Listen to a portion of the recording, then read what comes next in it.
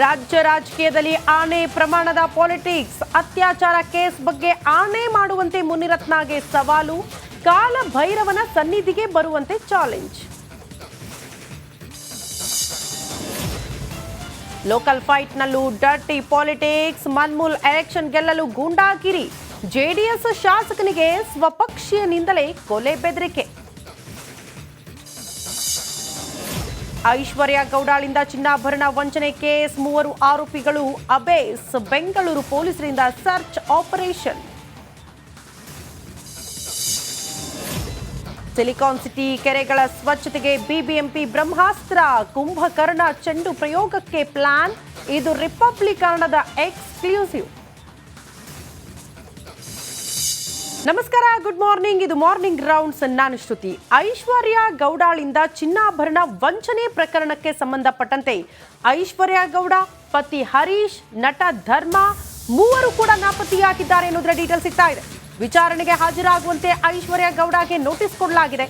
ಐಶ್ವರ್ಯ ಗೌಡಗೆ notice ನೀಡಿದ್ದಾರೆ ಚಂದ್ರ layout ಪೊಲೀಸರು ವಂಚನೆ ಕೇಸ್ಗೆ ಸಂಬಂಧಪಟ್ಟಂತೆ. ಬೆಳಗ್ಗೆ 11 ಗಂಟೆಗೆ ವಿಚಾರಣೆಗೆ ಹಾಜರಾಗುವಂತೆ ನೋಟಿಸ್ ನೀಡಲಾಗಿದೆ. ಆದರೆ ಈಗ ಮೊಬೈಲ್ ಸ್ವಿಚ್ ಆಫ್ ಮಾಡಿಕೊಂಡು 3 ಆರೋಪಿಗಳು ಕೂಡ ಪರಾರಿಯಾಗಿದ್ದಾರೆ. 3 ಆರೋಪಿಗಳ ಪತ್ತೆಗೆ ಸದ್ಯ ಚಂದ್ರ ಲೇಔಟ್ ಪೊಲೀಸರು ಬಲೆ ಬೀಸಿದ್ದಾರೆ ಎನ್ನುವುದರ ಡೀಟೇಲ್ ಸಿಗ್ತಾ ಇದೆ. 2 ಪ್ರಕರಣ ಇಲ್ಲಿ ನಾವು ನೆನಪು ಮಾಡ್ಕೊಳ್ಬೇಕು. ಒಂದ್ ಕಡೆ ವರ್ತೂರು ಪ್ರಕಾಶ್ ಅವರು ಕೂಡ ವಂಚನೆ ಪ್ರಕರಣಕ್ಕೆ ಸಂಬಂಧಪಟ್ಟಂತೆ, ಅಂದ್ರೆ ಅಲ್ಲೂ ಕೂಡ ಶ್ವೇತಾ ಗೌಡ ವಂಚಕಿ, ಆಕೆಯ ಬಂಧನ ಆಯಿತು.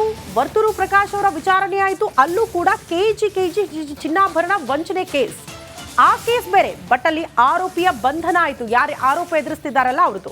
ಬಟ್ ಇಲ್ಲೂ ಕೂಡ ಚಂದ್ರ ಲೇಔಟ್ನಲ್ಲಿ ಇದೇ ರೀತಿ ವಂಚನೆಯ ಕೇಸ್ ದಾಖಲಾದ್ರೂ ಕೂಡ ಇಲ್ಲಿ ತನಕ ಕ್ರಮ ಆಗಿಲ್ಲ ಅನ್ನೋದೇ ಪ್ರಶ್ನೆ ಇತ್ತು. ಐಶ್ವರ್ಯ ಗೌಡ ಸದ್ಯ ಇವತ್ತು ವಿಚಾರಣೆಗೆ ಹಾಜರಾಗಬೇಕಾಗಿತ್ತು. ನೋಟಿಸ್ ನೀಡಲಾಗಿದೆ. ಆದರೆ ಈ ಆರೋಪ ಎದುರಿಸ್ತಾ ಇರುವಂತಹ 3 ಕೂಡ ಮೊಬೈಲ್ ಸ್ವಿಚ್ ಆಫ್ ಮಾಡಿಕೊಂಡು ಎಸ್ಕೇಪ್ ಆಗಿದ್ದಾರೆ. ಇದು ಹಲವು ಅನುಮಾನಗಳಿಗೆ ಕಾರಣ ಆಗ್ತಾ ಇದೆ.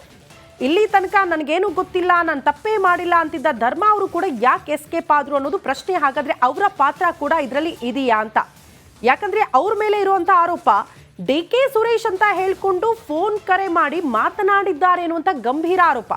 ಇದೊಂದೇ ಪ್ರಕರಣ ಅಲ್ಲ, ಬಹುತೇಕ ಕಡೆ ಈ ರೀತಿ ವಂಚನೆ ಮಾಡಿದ್ದಾರೆ ಅನ್ನೋದನ್ನ ಕೂಡ ಕೇಳೋದಕ್ಕೆ ಸಿಗ್ತಾ ಇದೆ. ಅಂದ್ರೆ ಆಡಿಯೋ ವಿಡಿಯೋ ಒಂದಷ್ಟು ಹರಿದಾಡ್ತಾ ಇದೆ. ಬಟ್ ಅಧಿಕೃತ ದೂರು ಮಾತ್ರ ದಾಖಲಾಗಿಲ್ಲ.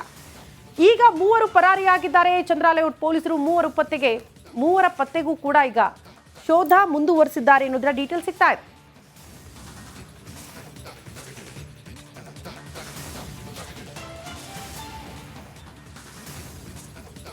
ಈ ಬಗ್ಗೆ ಮತ್ತಷ್ಟು ಡೀಟೇಲ್ಸ್ ಅನ್ನ ಕೊಡ್ತಾ ಹೋಗ್ತಾರೆ ನಮ್ಮ ಪ್ರತಿನಿಧಿ ನಾಗರಾಜ್. ನೇರ ಸಂಪರ್ಕದಲ್ಲಿ ಜಾಯಿನ್ ಆಗ್ತಿದ್ದಾರೆ. ನಾಗರಾಜ್, ಈ ಕೇಸ್ಗೆ ಸಂಬಂಧಪಟ್ಟಂತೆ ಪೊಲೀಸರ ನಡೆಯ ಬಗ್ಗೆಯೇ ಆರಂಭದಲ್ಲಿ ಅನುಮಾನ ಕಾಡೋದಕ್ಕೆ ಶುರುವಾಗಿತ್ತು. ಕೋಟಿ ಹಣ